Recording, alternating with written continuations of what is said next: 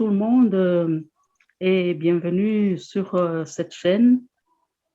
Madame Victoire Ingabire Umuhoza a souhaité parler de ce qu'elle vit, parler de son programme, parler de ce qui se passe là-bas au Rwanda. Certains d'entre nous, nous l'avions plus entendu parler ni vu personnellement depuis 2010. En 2010, elle est partie au Rwanda pour se présenter aux élections présidentielles. Et puis, elle a connu la prison pendant 8 ans. Et maintenant, elle est graciée. Elle vit à Kigali.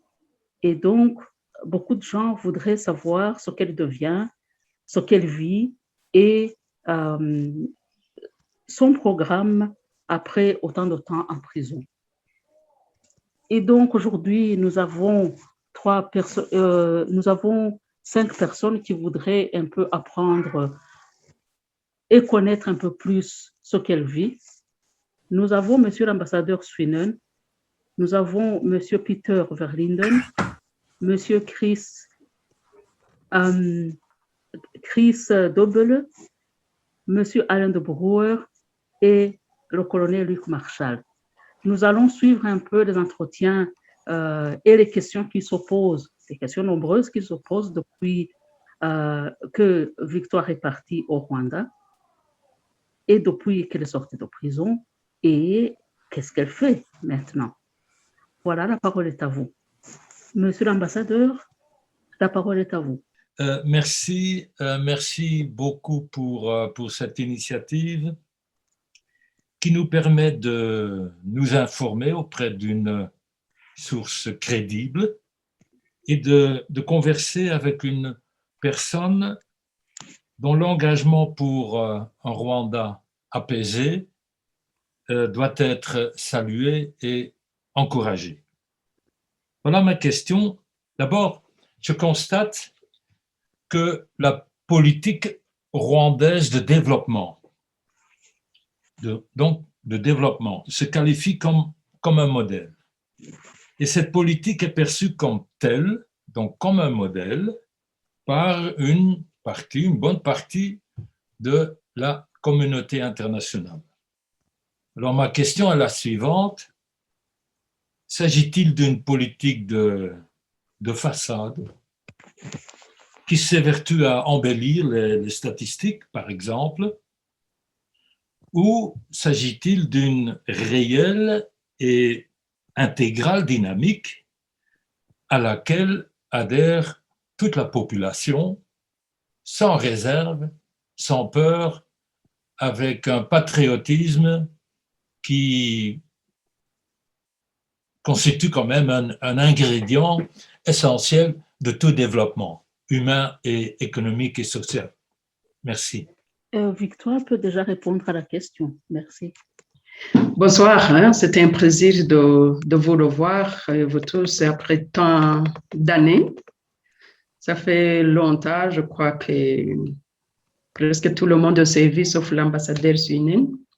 Je crois que les autres, j'ai eu au moins une ou deux plus d'occasions de se voir.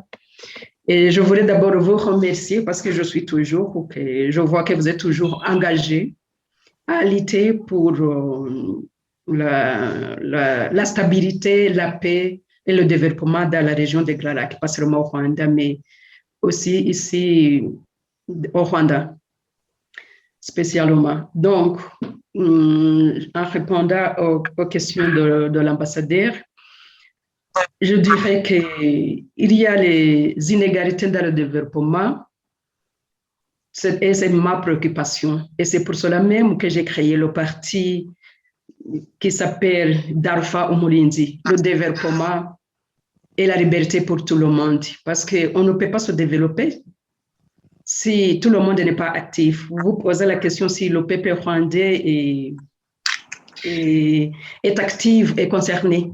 Moi, je milite pour que chaque Rwandais puisse avoir sa responsabilité, sa parole, sa participation dans les politiques de notre pays, ce qui n'est pas le cas aujourd'hui. Si on parle d'avant juillet 1994, si on compare le développement d'avant et d'aujourd'hui, je dirais que c'est très limitatif. Mais dans l'étude de la Banque mondiale publiée en 1989, le Rwanda était considéré comme un exemple en Afrique de succès du développement équilibré. Alors aujourd'hui, on parle aussi du développement comme modèle. Mais chaque fois, je dis, ceux qui parlent du modèle, il faut aller dans les milieux ruraux. Je crois que l'ambassadeur, vous avez été au Rwanda. Vous connaissez le Rwanda. Il faut voir les milieux ruraux aujourd'hui. La population vit dans la pauvreté abjecte. Si on est dans la ville de Kigali, oui, on a de grands bâtiments, on a de grands hôtels. On peut parler du développement. On a les routes qui sont propres. Alors, si le développement se mesure si les routes propres et les grands bâtiments de la ville de Kigali, là, on dirait que le Rwanda est développé. Mais moi, je mesure le développement du pays en considérant la vie des simples paysans rwandais qui n'ont pas aujourd'hui la possibilité d'offrir les frais de scolarité à leurs enfants, qui ont des difficultés de se faire soigner, il y a le chômage, il y a beaucoup de problèmes qui montrent bien que le Rwanda a encore le chemin à faire. Et si le Rwanda était un modèle, je crois qu'on ne serait plus encore parmi les 25 pays plus pauvres du monde. Le rapport récent de la Banque mondiale a suggéré au gouvernement rwandais qu'il faut plutôt investir dans des projets qui ramènent quelque chose à la population rwandaise au lieu de continuer à investir dans des grands projets publics qui ne rapportent rien au peuple rwandais, qui n'aident pas le peuple rwandais à se développer. Donc, voilà ce que je peux dire, c'est votre question. Merci. C'est au tour de M. Verlinden. Vous pouvez vous relayer sans attendre le signal, puisque vous savez dans quel ordre on se suit. Merci. Je voulais respecter le modérateur, la modératrice. Okay. Oui. Merci beaucoup pour la parole. Tout d'abord, je voulais dire un grand merci à Victoire. Goeiedag, Victoire. Het doet mij heel veel plezier om u nog eens te zien. Heel spijtig dat het niet in levende lijven is, maar het is echt een eer om hier met u te mogen praten. Je voulais dire quelques mots en néerlandais parce que vous savez tous que c'est la langue secrète entre nous. Hein. Bon, arrivons à des choses très sérieuses. Malheureusement, les choses sont trop sérieuses pour le moment dans la région. Et je voulais poser la question suivante. Le prix Nobel, le docteur Denis Mukwege, s'investit beaucoup à réaliser une justice internationale sur base du Mapping Report de 2010. Une partie importante des accusations vise des armées des pays limitrophes, dont le Rwanda. Si jamais cette justice sur les faits entre 1993 et 2003 au Congo se réalise, est-ce qu'un tel projet aurait, quant à vous, un effet sur le régime actuel au Rwanda, vu que pas mal de dignitaires et anciens dignitaires pourraient être inculpés pour des crimes au Congo, des crimes très graves, peut-être même génocide, certains disent, des crimes aussi contre des Rwandais, pas seulement contre des Congolais. Alors si le projet du docteur Mukwege, qui insiste vraiment avec beaucoup de bravoure et beaucoup de courage, et si ça pourrait se réaliser, quel effet ça pourrait avoir pour la situation politique, entre autres, au Rwanda? C'est ça ma question. Bedankt. Ik ben blij om u nog te zien. Met heel lange tijd. U bent altijd actief en steeds bent u daar. Bedankt voor alles wat u doet. Ik volg wat u doet. Bedankt. Bon, sur votre question, c'était pour voir si je me rappelle encore de parler le néerlandais. Donc, sur votre question, c'est la lutte du docteur Mukwege que je profite de cette occasion pour lui remercier d'un grand travail qu'il fait. Ça me fait plaisir parce que ça fait longtemps, si vous voyez dans mes discours depuis les années 2000, je ne dis qu'une seule chose. L'impunité est la source de l'instabilité dans la région des Grands Lacs d'Afrique. Donc, depuis des années, j'ai demandé qu'il y ait une justice qui n'est pas sélectionnaire, une justice qui ose voir les choses en face et juger tout le monde.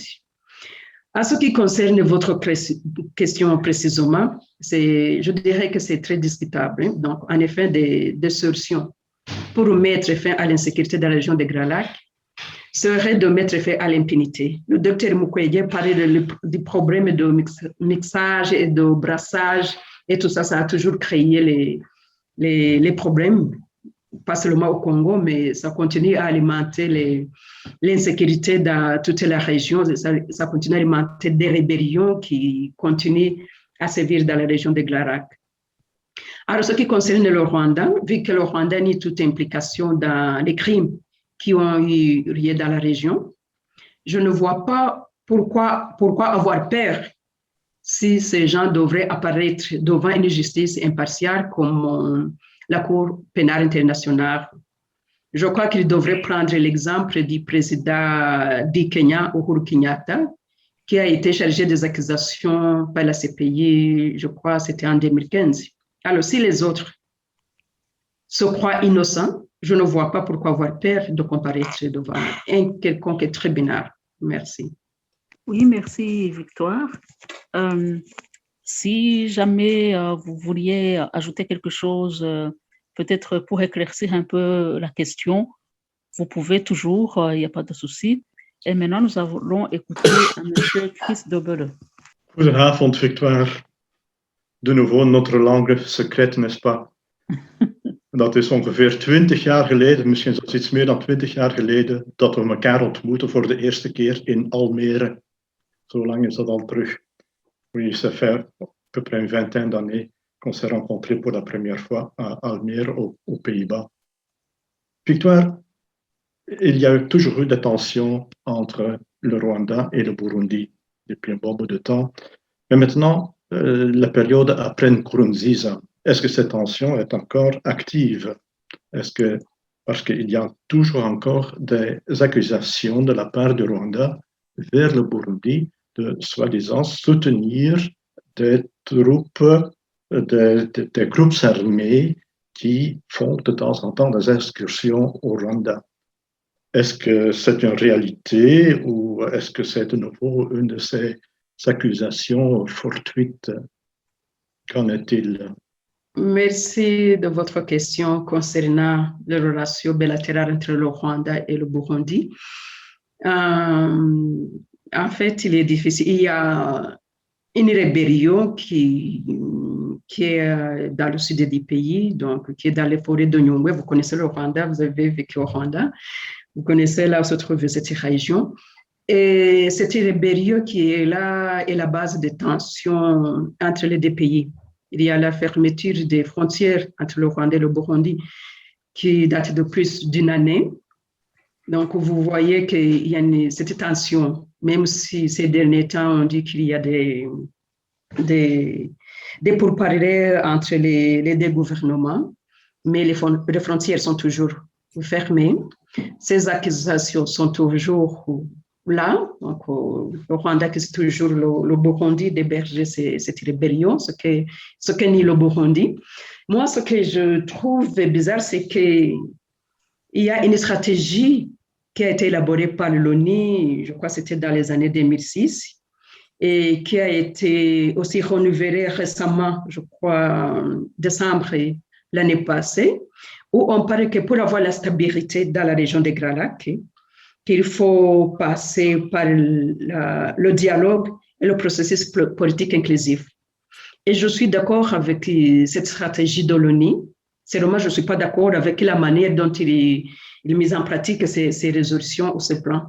Parce qu'en fait, s'il faut parler du problème de dialogue et de processus politique inclusif, ce problème aussi, nous le connaissons au Rwanda. Parce que si le Rwanda aujourd'hui ferme ses frontières avec le Burundi, avec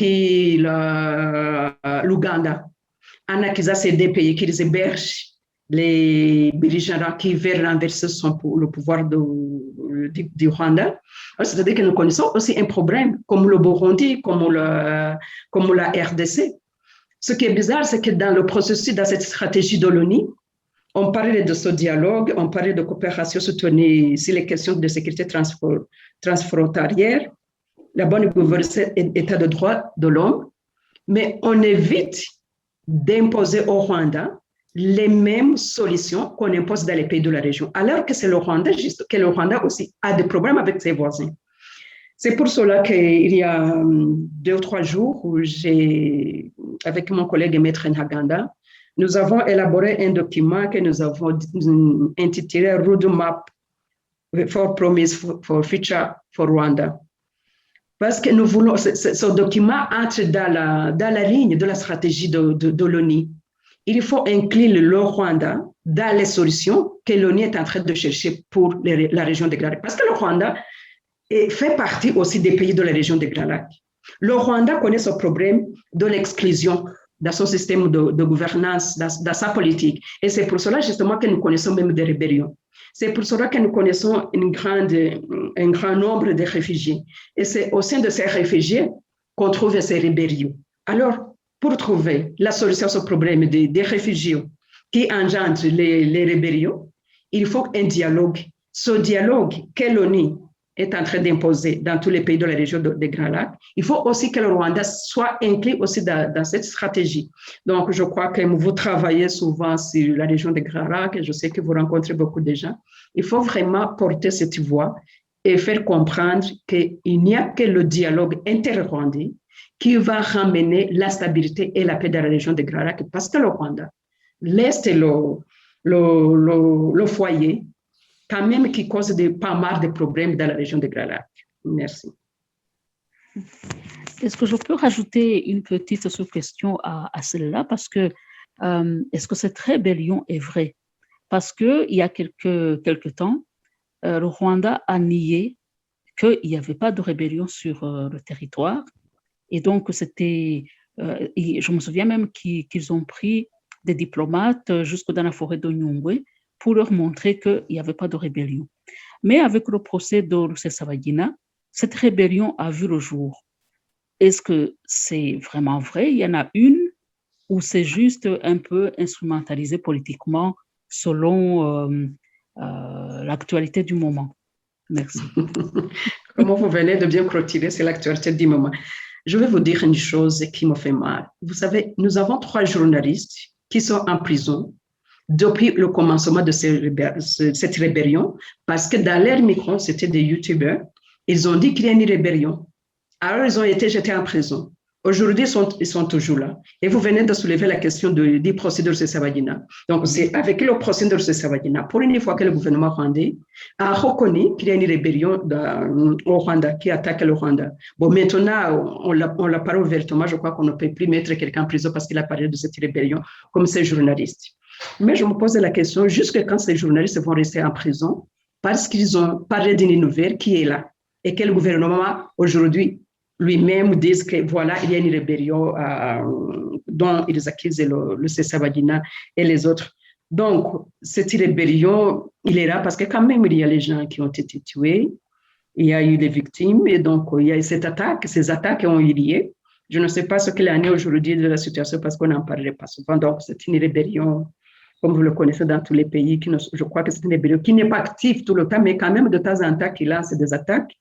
Et c'est la population quand même qui est victime. Et chaque fois, comme vous me connaissez tous, je suis contre la violence. Et moi, je suis convaincue que les problèmes politiques rwandaises, les questions politiques rwandaises seront résolues à partir du dialogue inter-rwandais. Ce n'est pas par les armes qu'on va résoudre les problèmes du Rwanda, mais je crois que c'est par le dialogue. C'est pour cela que je m'inscris sur la stratégie que je citais tout à l'heure de l'ONU, mais qu'il faut que le Rwanda soit aussi inclus dans cette stratégie de l'ONU. Merci beaucoup. Maintenant, nous pouvons avoir la question de M. Alain de Brouwer. Dont une auquel Victoire a déjà répondu, celle de Peter Verlinden, concernant l'ensemble de la région et notamment aussi une allusion à la situation au Burundi. Moi, ce que je voudrais demander à Victoire Ingabire, et compte tenu de toutes mes aventures, les appels vains pratiquement de l'Union européenne en faveur du dialogue politique interne, de l'élargissement du gouvernement pour que l'ensemble des sensibilités du pays se retrouvent et puissent s'exprimer.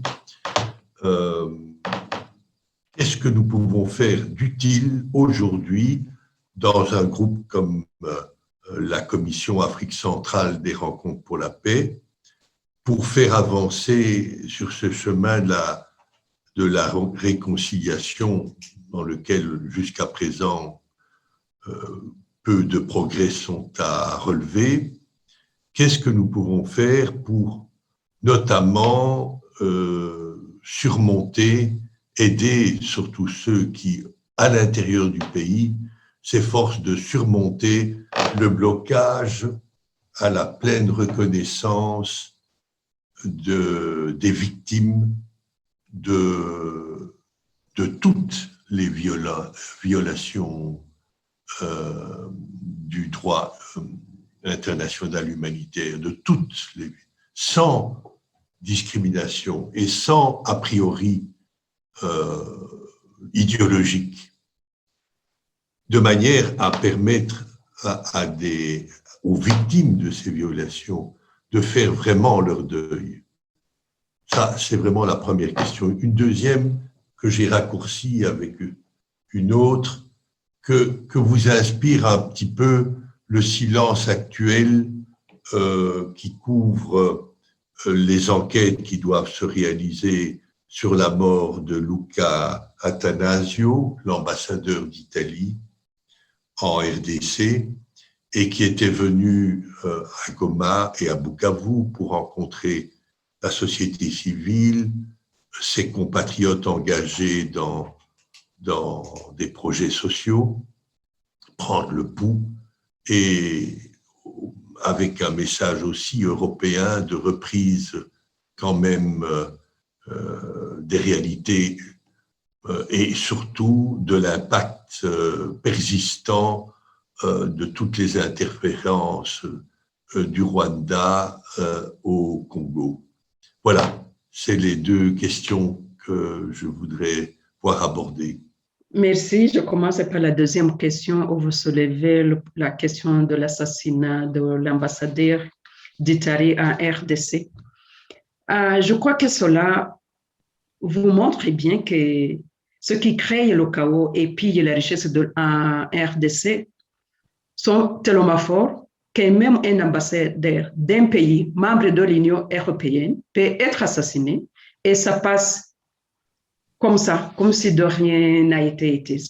Donc, ça, quand il a été assassiné, moi, je me disais, bon, comme il a été assassiné, si Roma, que cette fois-ci, ça va réveiller le monde et le monde va bouger. Mais j'ai été étonnée quand même de voir que non, personne n'a bougé. Donc, je crois qu'il y a les intérêts géopolitiques et géostratégiques qui ne sont pas seulement exclusivement pour le Rwanda, pour la RDC, mais je crois que c'est pour toute la région de Glarac. Alors, je crois que ce qui me frustre de plus, c'est que les gens, ces pays qui se déclarent être les champions des droits de l'homme, continuent à encourager ces violations. Je dis qu'ils les encouragent parce qu'ils savent bien ce qu'il faut faire. Je citais tout à l'heure la stratégie de l'ONU. Ils élaborent une bonne stratégie, mais finalement, la mise en pratique, la mise en application de cette stratégie, ça tape à côté. C'est depuis 2006 qu'on a élaboré un plan de stabiliser la région des Grands Lacs. Et en 2013, on a élaboré notre plan. Aujourd'hui, en 2020, on a élaboré un autre plan qu'on veut appliquer aujourd'hui. Mais pratiquement, est-ce que ces gens ne devraient pas s'asseoir et dire pourquoi tous ces plans que nous avons élaborés, ça ne fonctionnait pas? Mais je l'ai dit tout à l'heure, le problème, c'est ceux qui pillent, ceux qui sèment le chaos, ils sont plus forts que plus ceux qui militent pour les valeurs fondamentales des droits de l'homme. Donc, vous me demandez ce qu'il faut faire, je pense qu'il faut commencer par là. Il faut commencer à sensibiliser ces gens qui sont devenus insensibles devant des crimes ignobles qui sont commis ici dans la région des Grands Lacs. Là, j'aborde aussi la deuxième question. Vous parlez comment reconnaître toutes les victimes. justement, il faut sensibiliser parce qu'il n'y a que ces gens-là qui, pour leurs intérêts propres, qui continuent à semer le chaos pour pouvoir piller la richesse en RDC, qui empêchent aussi la reconnaissance des victimes de la région de Glarac. C'est pour cela qu'au début, j'ai dit que je salue le travail que le docteur Mukwege est en train de faire, parce qu'il faut les gens courageux comme lui pour essayer d'affronter justement ces gens qui veulent que ce soit le mensonge qui prenne le devant et que ceux qui parlent de la réalité soient taxés des génocidaires ou des gens qui minimisent le génocide, des histoires comme ça. Donc, c'est un combat à longue haleine, mais qu'il ne faut pas abandonner, qu'il ne faut pas lâcher. Donc, ce qu'il faut faire, c'est sensibiliser. Comme vous êtes en Europe, il faut commencer à sensibiliser ces institutions de l'Union européenne. Il ne faut pas qu'ils s'arrêtent seulement à élaborer des résolutions. Parce que moi, je crois qu'ils ont des outils juridiques pour amener les pays de la région de Glarac à se transformer en état de droit et à respecter les engagements des pactes de la sécurité, la stabilité et le développement qu'ils ont élaborés ici pour la région de Glarac. Donc, il faut vraiment qu'ils dépassent le temps d'élaborer les documents et de les mettre dans les tiroirs, mais il faut qu'ils passent aussi sur l'étape suivante à imposer, à exiger. Et puis, je crois qu'ils ont des leviers à le faire. Je me rappelle, je donne toujours l'exemple, en 2012, oui, quand il y avait la rébellion M23, comment cette rébellion a été arrêtée. Donc, la solution est là, ils ont la solution dans la main. Il faut qu'ils fassent la même chose. Merci. Merci. Merci, Victoire. C'est encourageant pour nous. C'est au tour du colonel Luc Marchal. Bonsoir, Victoire. Ce contact me fait grand plaisir. Nous nous sommes rencontrés il y a déjà pas mal d'années sur l'aire de repos de Bierge sur le long de la E411. Et à l'époque, je me souviens, vous étiez à la recherche d'appui politique et malheureusement, c'était juste durant la période qui précédait nos élections et que j'ai dû expliquer qu'en Belgique, avant les élections, mais je ne crois pas que c'est propre à la Belgique, c'est propre à tous les pays où il y a le parlementarisme, qu'en période d'élection, il ne fallait pas s'attendre à grand-chose. Et c'est tout à fait regrettable parce que depuis le début, j'ai essayé de sensibiliser nos autorités au fait que si on n'accordait pas plus d'attention à l'opposition démocratique rwandaise, on finirait par créer, à cause de notre manque d'écoute, on finirait par créer des mouvements armés. Et malheureusement, c'est ce qui est arrivé. Et une fois que cette direction est prise, c'est parfois très difficile de revenir en arrière. Et dans l'histoire du Rwanda, on sait combien ces situations ont créé de malheurs et de catastrophes. J'aimerais bien avoir votre vision des choses, car pour le moment, le président Tshisekedi rencontre le président Kagame pour parler, je ne sais pas trop quoi, mais il paraît que c'est pour essayer d'avoir un accord entre les deux pays sur, je ne sais pas quel sujet, dans quel domaine, et ainsi de suite. Et ce contact me rappelle celui que l'ex-président Kabila a eu avec Kagame également, et qui s'est soldé par finalement l'entérinement de la situation dans toute la partie orientale du Congo. Et je ne sais pas si éventuellement, parce que c'est tout récent, ça se passe maintenant, si vous pouvez déjà nous donner une explication ou une tendance qui pourrait ressortir de ce mini-sommet entre la RDC et la République du Rwanda. Merci, colonel. Donc, de rappeler quand on s'est vu, oui, je me rappelle bien quand on s'est vu la première fois et la dernière fois, je crois. Donc, et merci pour les efforts que vous continuez à faire. Et surtout, je vous remercie le courage que vous avez eu de dénoncer ce que vous avez vécu au Rwanda. Donc, vous parlez, oui, c'est vrai, il y a quelques minutes, je crois 1 heure ou 2 heures, le président rwandais vient de quitter la ville de Goma. Donc, ils étaient au Goma. Hier, c'est le président Tshisekedi qui était au Rwanda. Moi, je salue ces rapprochements qui sont en cours, mais le gouvernement rwandais, en fait, doit faire pas mal d'attention parce qu'il va perdre les avantages comparatifs que lui offrait le couloir nord. Je ne sais pas si vous avez noté que l'Ouganda est en train de détourner son trafic routier vers le Burundi via la RDC. Ils ont même essayé via la Tanzanie. Donc, c'est-à-dire aujourd'hui, l'Ouganda est en train de faire de façon qu'ils vont faire passer ces marchandises via la RDC et au Burundi et servir le Burundi via la Tanzanie. Donc, c'est-à-dire que nous allons rester isolés. Donc, c'est la politique que l'Ouganda, les pays de la région, les pays de l'Afrique de l'Est, en fait, sont en train d'isoler le Rwanda. C'est pour cela que moi, je pense que, et ça m'inquiète et ça me fait peur, que je pense qu'à un certain moment, si vous êtes un dirigeant et qu'il y a des problèmes, il faut d'abord penser au peuple que vous dirigez, à la survie de votre population. Parce que moi, je suis en train de me poser la question, comment le Rwanda peut survivre si les marchandises, par exemple, qui trafiquaient, parce que je dirais que c'est le Rwanda qui servait le Burundi et l'Est de la RDC, dans les services et dans tout ça. Alors, si on ferme ce marché, le Rwanda seul ne peut pas tenir. Et comment nous ne pouvons pas tenir?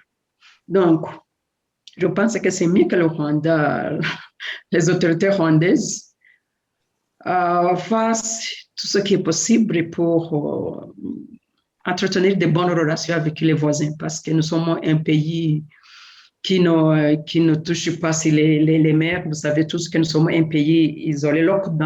Comment on dit ça? Je ne sais pas le terme qui convient, mais... Enclavé. C'est ça. Nous sommes un pays enclavé. Alors, si nous n'entretenons pas de bonnes relations avec nos voisins, nous allons avoir de grands problèmes. Même aujourd'hui, je vous ai dit tout à l'heure que ça fait plus d'1 année que les frontières sont formées avec l'Ouganda et avec le Burundi. À ce moment, vous ne pouvez pas vous imaginer ce que vivent les simples paysans qui avaient l'habitude de faire du commerce, des petits commerces avec leurs voisins du Burundi ou de l'Ouganda. Aujourd'hui, les prix s'envolent sur le marché rwandais parce que justement maintenant, avant, on prenait les produits qui venaient de l'Ouganda ou bien du Burundi, les fruits et légumes, on prenait le Burundi et puis les autres, les haricots et tout ça, on prenait en Ouganda. Maintenant, on doit importer les produits venant de Dubaï ou de la Chine, mais le simple paysan rwandais n'a pas la capacité d'acheter, n'a pas le pouvoir d'achat, d'acheter les produits importés de la Chine, même si on dit que la Chine est le bon marché, mais ces produits importés, le simple paysan n'a pas le pouvoir d'achat, d'acheter ces produits. Alors, c'est pour cela que je plaide pour que les autorités rwandaises acceptent d'ouvrir les frontières entre l'Ouganda et le Rwanda, qu'ils essayent de trouver la solution à ces problèmes. Parce que si le problème sont les opposants qui sont basés dans ces pays, nous n'avons pas mille solutions, nous n'avons qu'une seule solution, le dialogue inter-rwandais. Merci. Merci. Merci à vous tous de vous intéresser à ce que vit notre pays et notre région. Il y a Perpétue Mohamudse qui nous a rejoint un peu après le début des interventions. Perpétue, si tu as une intervention à faire, c'est le moment. Et puis, après, nous allons continuer à échanger. Vous prenez la parole quand bon vous semble. Si vous avez encore une petite question à poser ou un éclaircissement à demander. Merci. Merci, Marceline. Je dis d'abord, je salue vraiment chaleureusement Madame Victoire Ingabire Umuhoza qui est pour nous aujourd'hui une grande figure de l'opposition au Rwanda et qui est d'un courage aussi exceptionnel. Hein. Ce n'est pas seulement vraiment un slogan. Pour nous, ça reste même incroyable. Hier, j'avais même des gens qui me demandaient mais comment elle fait pour des femmes canadiennes qui voudraient savoir comment elle fait pour résister. J'ai dit, moi, je ne peux pas avoir la réponse, il faudra qu'on la lui pose. Et donc, je salue aussi tout le monde ici dans cette conversation. Et la question que je vais poser à Victoire, même si c'est une question qui est connue depuis... dont on parle à plusieurs reprises, c'est la place des femmes. Donc, je ne peux pas m'empêcher vraiment de poser la question. Pourquoi? Parce que le Rwanda est partout dans le monde un pays cité un exemple d'avoir donné la place aux femmes et d'avoir fait en sorte que la femme a été, comment on dit, empowerment. Ça veut dire qu'elle a eu vraiment un pouvoir extraordinaire dans la décision de la gouvernance de son pays. Bon, on sait, c'est vrai que l'on voit qu'il y a beaucoup de femmes, par exemple, au Parlement du Rwanda. Mais je voudrais vraiment avoir le pouls, la vraie chose. Quel est justement le pouvoir de ces femmes-là? Parce que nous, on ne les entend pas. On devrait avoir de temps en temps des communiqués de femmes qui parlent justement pour ces journalistes emprisonnés ou pour des femmes violées à gauche et à droite ou violentes. Mais on n'entend pas la voix de ces femmes-là. Est-ce parce que nous sommes loin? Est-ce que vous, sur le terrain, vous les attendez? C'est à vous que je pose la question, Madame Victoire. Merci, Perpétue. Je ne sais pas, je me pose la même question que vous. Je ne sais pas où se trouvent ces femmes parlementaires. 61% au Parlement rwandais sont des femmes. Mais je ne les vois pas, je ne les entends pas, je ne sais pas où ils sont. Et la population rwandaise, il y a tellement des injustices, mais je ne les entends pas. Comme vous dites, pas de communiqué. Au Parlement, je ne les entends pas. Donc, le Parlement devrait refléter la voix du peuple. Mais ce n'est pas le cas. Donc, je dirais que, je ne sais pas, je dirais, des fois, je me demande si on ne le fait pas seulement pour l'image du pays, mais pas pour qu'ils puissent parler pour le peuple rwandais qui souffre et qui attend de leur intervention, qui attend. Normalement, la femme, bon, les hommes, vous allez me pardonner, mais je dis que la femme, Dieu nous a créés avec un don particulier parce que nous donnons la vie. C'est un don que Dieu nous a donné. Et avoir ce don-là, ça nous permet normalement d'être au moins miséricordieux, d'être à l'écoute de l'autre. Mais ce n'est pas le cas pour les politiciennes rwandaises qui sont au Parlement ou bien qui sont dans des ministères, qui sont des ministres, parce qu'on a aussi des ministres. Mais on ne les voit pas, on ne les écoute pas. Deux fois, je me posais la question, finalement, pourquoi ils sont là? Parce qu'au début, je me disais, comment on a beaucoup de femmes, si on va au moins diminuer les injustices au Rwanda, parce que ces femmes vont faire attendre les voix, ils vont intervenir, mais ils ne font rien. Et ça me fait mal, justement, de voir qu'ils ne font rien, alors qu'ils ont une bonne place de le faire. Au moins, il y a une chose que je remercie le régime de Kagame, c'est d'avoir donné la place à ces femmes. Mais je les invite à donner la place aux femmes qui ne sont pas muettes, aux femmes qui puissent s'exprimer et intervenir pour ceux qui souffrent. Merci. Merci. Merci Victoire pour ces éclaircissements. J'avais une petite question. Surtout, c'est vrai que nous avons commencé les échanges sans vous demander réellement comment vous allez. Parce que ces derniers jours, nous avons appris par divers médias que l'opposition réelle rwandaise est malmenée. Nous avons vu des attaques chez M. Ntaganda Et vous, nous avons vu les attaques à votre personne via les réseaux sociaux, comme Twitter et tout ça. Et moi, ma question, c'est comment vous vivez ça? Parce que humainement, ce n'est pas possible de vivre comme ça, tout le temps malmené. Et ce qui est étonnant, ce qui devrait étonner tout le monde, c'est que le pouvoir ne réagit pas. Il y a personne il y a des institutions, mais ces institutions ne lèvent pas le petit doigt pour un peu garantir votre droit au respect de la personne, votre droit à ne pas subir des injustices comme ça. Voilà, moi, c'était pour vous demander comment vous allez dans ce monde tumultueux qu'est devenu le Rwanda. Merci. Merci. Donc, vous posez la question comment j'arrive à tenir. En fait, je crois qu'il y a une seule chose à faire, c'est garder sa tête bien fixée sur ses épaules et garder son sang-froid. Donc, ce n'est que ça que je fais. Autrement, si vous, par exemple, il y a tout à l'heure, quelqu'un m'a envoyé un YouTube du journal Rushasha. Rushasha, je dirais que c'est le Kangura d'aujourd'hui. Le Kangura de l'époque, donc c'est Rushasha aujourd'hui. Et ça me fait marre parce qu'en fait, l'histoire ne nous apprend rien du tout. Voir qu'aujourd'hui, nous avons un journal qui est exactement comme au Kanguka de l'époque, ça me fait mal. Je dis, mais les autorités, est-ce qu'ils ne voient pas qu'on est en train, l'histoire est en train de se répéter? Ce journal ne fait que s'aimer la haine, ne fait que s'aimer la zizanie entre le peuple rwandais. Et comme vous l'avez souligné, justement, les autorités rwandaises ne réagissent pas sur ces journaux. Je crois que peut-être ils se disent, bon, comme on attaque notre opposant, donc ça ne nous gêne pas.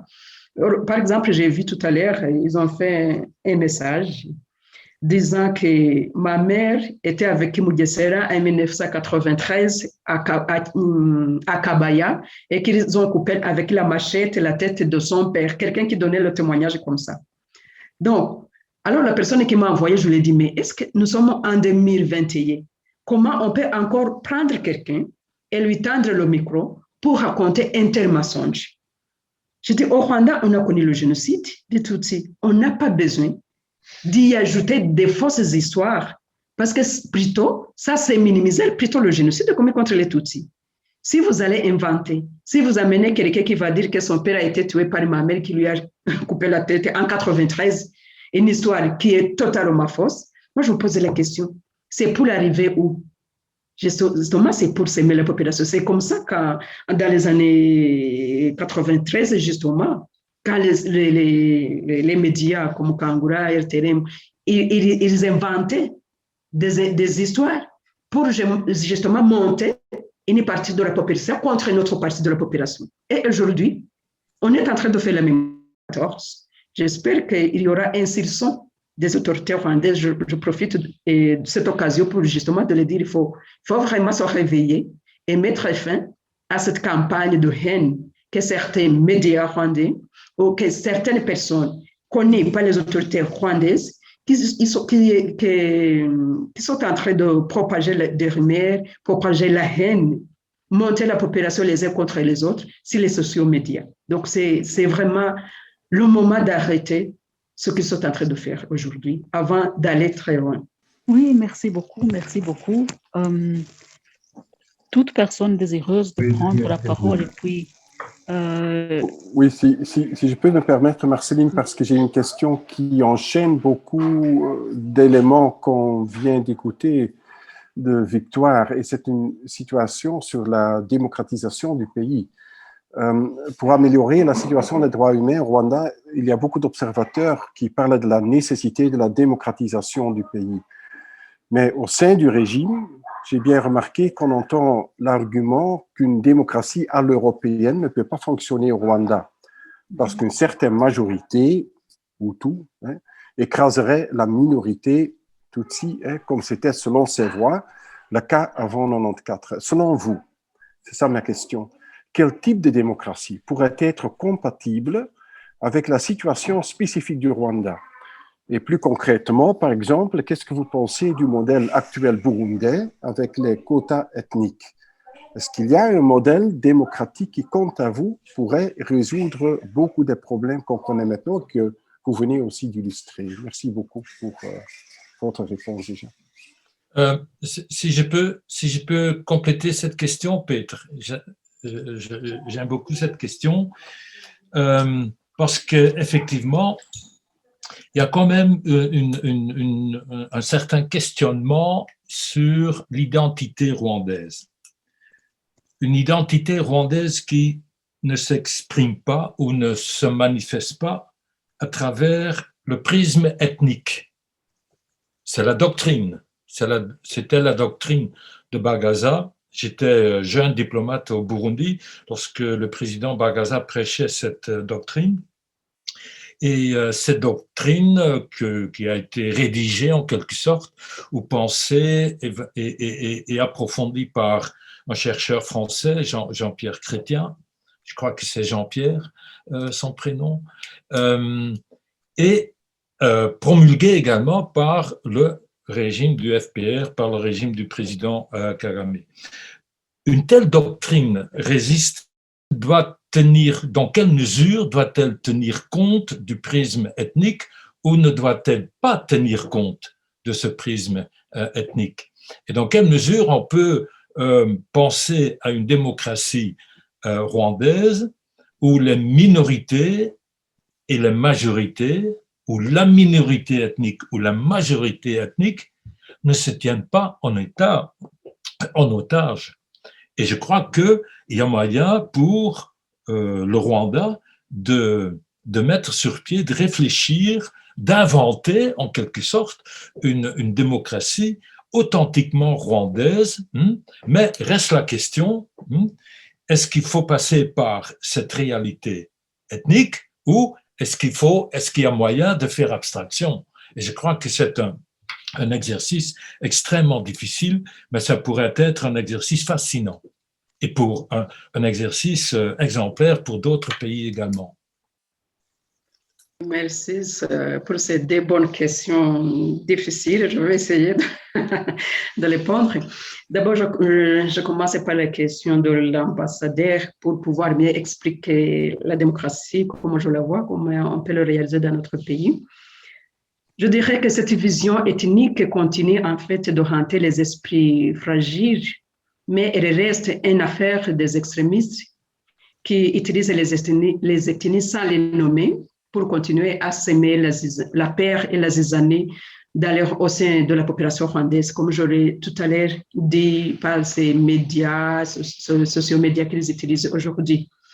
Mais si le Rwanda était un État de droit et respecte les droits et les droits de l'homme, normalement, pour moi, je trouvais que ce problème ne se poserait pas. Les voix de plus en plus nombreuses qui dénoncent les injustices et exactions que subissent les rescapés du génocide de Tutsis sont suffisantes pour montrer bien que le problème n'est pas entre les Hutus et les Tutsis. Le problème reste le système de gouvernance et le recours aux méthodes policières pour maintenir le statu quo. Alors c'est pour cela que moi je pense que la démocratie, les principes de la démocratie normalement sont universels dans tous les pays. Mais je pense qu'au Rwanda, je crois que beaucoup parmi vous ont lu les accords d'Arusha que le gouvernement de l'époque avait signé entre le gouvernement et le FPR. Donc, si vous voyez le chapitre 2 et 3, mais je pense qu'il appartient constitutionnel et respecté. C'est pour cela que je connais ces choses. Moi, je suis partisan du dialogue inter-rwandais hautement inclusif parce que je pense que c'est au sein de ce dialogue que nous allons nous convenir quel système de gouvernance qui convient pour que chaque Rwandais se sente rassuré par les institutions, par les organes de l'État, par exemple par les services de sécurité. C'est que le pouvoir, comment partager le pouvoir. Mais je ne peux pas le dire aujourd'hui. Moi, je pense que ce qui est mieux, c'est que les Rwandais acceptent de se mettre d'accord pour qu'on puisse justement décider comment on va gérer le pouvoir dans notre pays. Parce que aujourd'hui, si on parle de la démocratie, l'ambassadeur l'a bien souligné, et j'ai récemment aussi lu un article dans le Jeune Afrique qui dit que les opposants rwandais, quand ils parlent de la démocratie, il ne peut pas y avoir la démocratie, la majorité politique, mais il y a une majorité ethnique. On m'accuse même quand je parle de la démocratie, c'est parce que je compte que je peux être élu par les Hutus. Mais ce n'est pas ça. C'est pas ça. C'est pour cela que moi je propose. Alors, si on appelle les uns aux autres, nous n'avons qu'à nous asseoir autour d'une table et de trouver une solution de notre société. Parce que nous n'allons pas continuer à nous cacher derrière cette idée de dire qu'on ne peut pas avoir la majorité politique au Rwanda, qu'il y a la majorité ethnique. Il est possible, moi je suis convaincue qu'on peut avoir la majorité politique sans pourtant faire le cours à la majorité ethnique. Mais comme je l'ai dit tout à l'heure, il y a les gens les extrémistes qui continuent à utiliser les ethnies. Je cite l'exemple dans le mois de commémoration, le mois d'avril. Vous savez qu'il y a quelques mois, quand j'ai créé le parti d'Alpha, le porte-parole du parti était un rescapé Tutsi. Alors j'ai été étonnée d'attendre quelqu'un de dire qu'avoir un rescapé de génocide comme porte-parole du parti, c'est minimiser le génocide. Donc, vous voyez comment les extrémistes sont en train de manipuler les gens, de rejeter notre proposition sur la démocratisation du Rwanda, sur la construction d'un État de droit au Rwanda, soit disant qu'il y a eu un génocide. Je reconnais, j'en conviens, il y a eu le génocide contre les Tutsis, je la condamne, mais je dis, on ne peut pas toujours dire qu'à cause du génocide, on ne peut pas ouvrir l'espace politique au Rwanda. Alors, pour ceux qui ont peur, moi, je lance le défi qu'ils acceptent de s'asseoir autour d'une table et qu'on trouve une solution à notre problème, à notre système de gouvernance, à notre pays. Parce que moi, je trouve que c'est là où on trouvera le système qui rassurera tout le monde au lieu de continuer à refuser et fermer les portes de la démocratie. Parce que ça, ce n'est pas une solution. Oui, merci beaucoup pour tous ces éclaircissements et toutes ces réponses. Peut-être s'il y a quelqu'un qui a une dernière question, nous pouvons l'accueillir parce que le temps qui nous était imparti est malheureusement presque écoulé.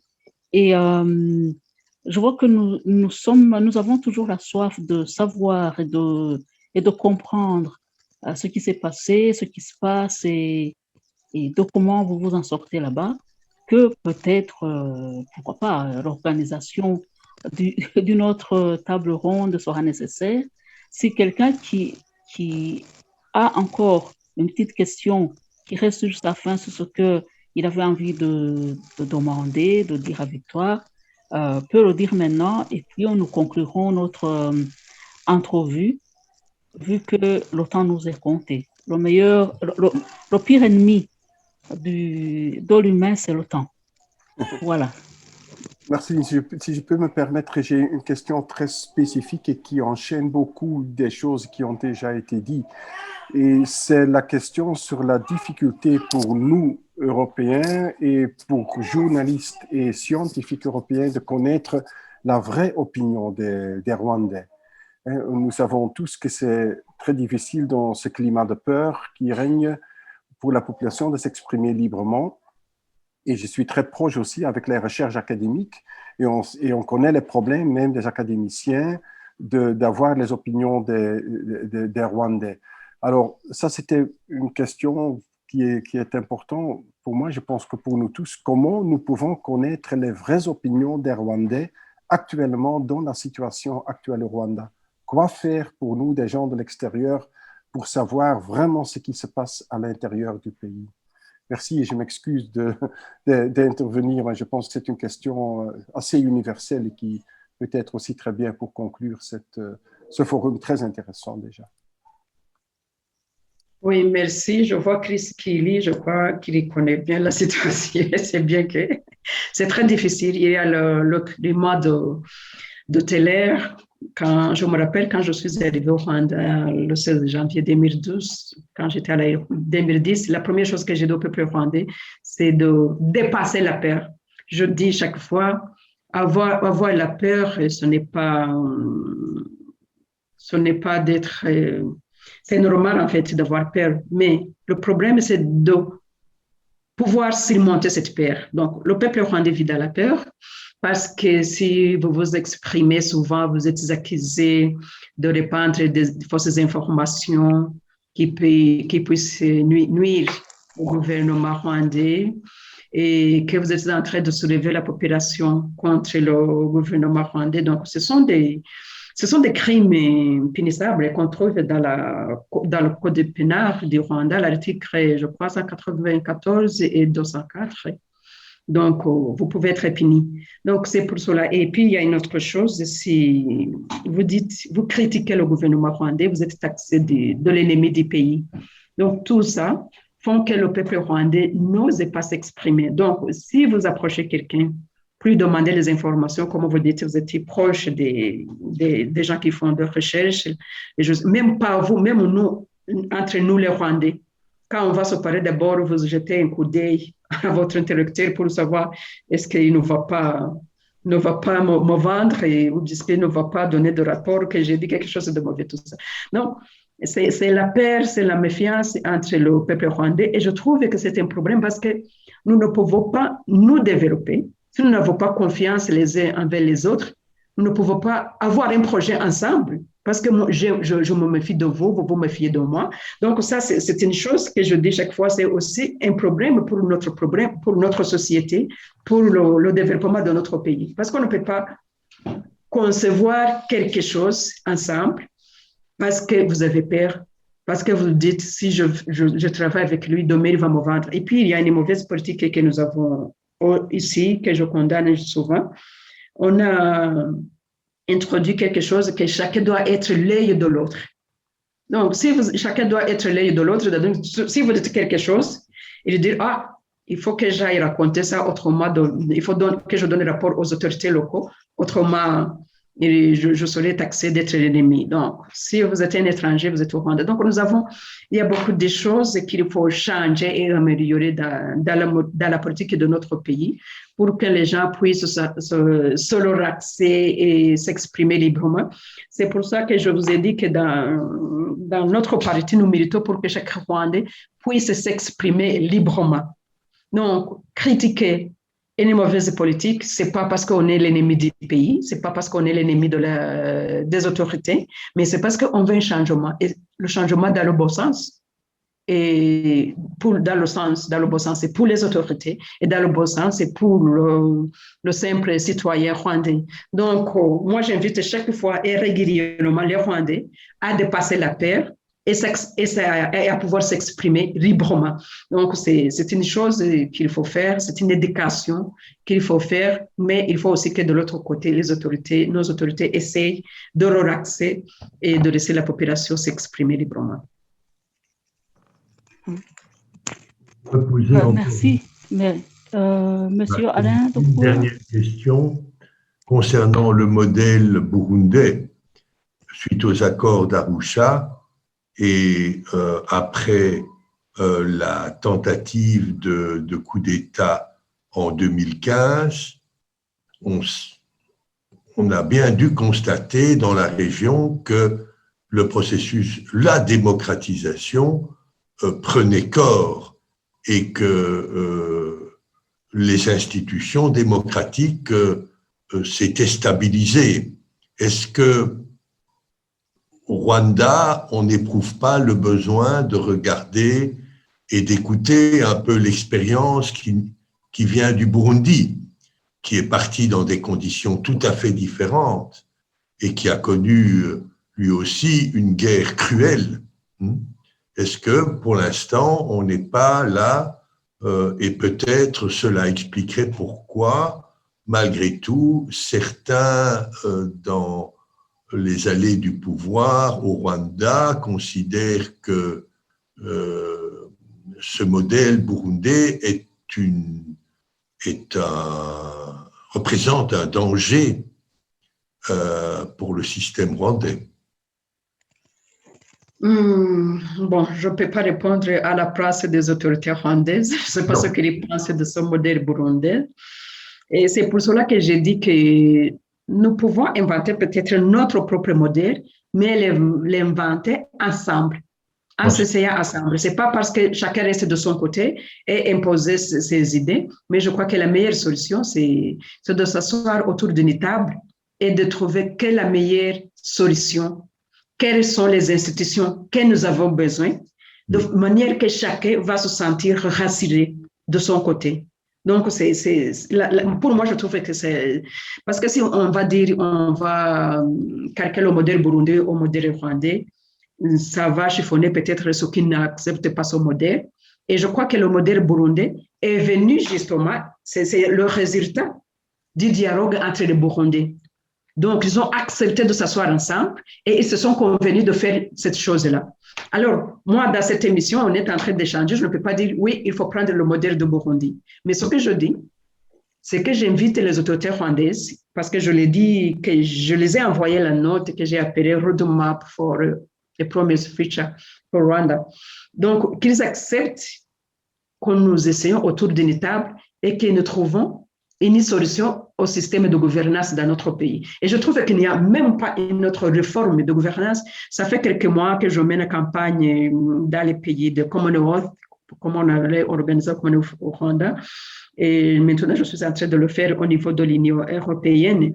Donc, c'est de les demander, nous avons besoin de réformes de gouvernance au Rwanda. On ne peut pas réformer ce système de gouvernance que nous avons aujourd'hui au Rwanda sans s'asseoir autour d'une même table et de trouver une solution au problème des institutions qui va garantir la sécurité à tout et chacun. Donc, ceux qui ont peur de la démocratie, il faut qu'ils acceptent justement qu'on se mette autour d'une table. Et peut-être, vous savez, quand le FPR a pris le pouvoir en 1998-1999, ils ont organisé une table ronde. Et c'est sur base des résultats de cette table ronde qu'ils utilisent aujourd'hui, qu'ils gouvernent avec le système de gouvernance aujourd'hui. Il y a beaucoup, le Rwanda, nous avons maintenant une génération qui est née après le génocide de Tutsis, qui ont besoin d'espace, qui ont besoin d'être écoutés, qui n'ont pas besoin d'être dirigés, comme si on venait juste de sortir du temps de la guerre ou du temps du génocide. Alors, c'est pour cela que nous avons élaboré ce document pour proposer à notre gouvernement, mais aux pays amis du Rwanda, le peuple rwandais, à réformer le système de gouvernance que nous avons aujourd'hui au Rwanda. Merci beaucoup. Je pense que nous allons conclure parce que nous sommes un peu au-delà du temps qui nous était donné. Merci beaucoup, Victoire, de nous avoir consacré ton temps pour répondre aux questions que nous nous posions. Merci à tous les intervenants. Je voudrais quand même un peu juste ajouter une petite chose par rapport à ce que Peter disait par rapport à l'information, circulation de l'information, de ce qui se passe là-bas. Moi, je remarque qu'il y a quand même pas mal de personnes qui osent, qui n'ont plus peur de parler, même qui connaissent maintenant la prison. Mais le problème, c'est que tout se fait en langue rwandaise. Et donc, soit il faudrait des volontaires pour traduire tout ça, pour que ce soit connu, mais je remarque que tout se fait dans la langue rwandaise, que ce soit, par exemple, M. Karasira Aimable a produit pas mal de choses sur ces questionnements, mais tout est en langue rwandaise. Mais bon, voilà, il faut commencer quelque part. Il parlait principalement au rwandais. Voilà, c'était mon petit ajout là-dessus. Et donc, je remercie tout le monde. Je remercie toutes ces personnes qui ont voulu savoir comment vous viviez depuis que vous êtes partis. Je vous remercie aussi d'avoir accordé tout ce temps à nous écouter et à nous dire ce que vous ressentez, ce que vous vivez. Voilà, on reste en contact et dès que vous avez une information, nous aussi, dès que nous avons quelque chose à vous communiquer, nous vous remercions de votre disponibilité, de toujours nous écouter. Voilà, merci. Bientôt. Ouais, je vous remercie aussi. Ouais, Merci bonne beaucoup et soirée. bon courage. Oui, merci beaucoup. Ouais, merci.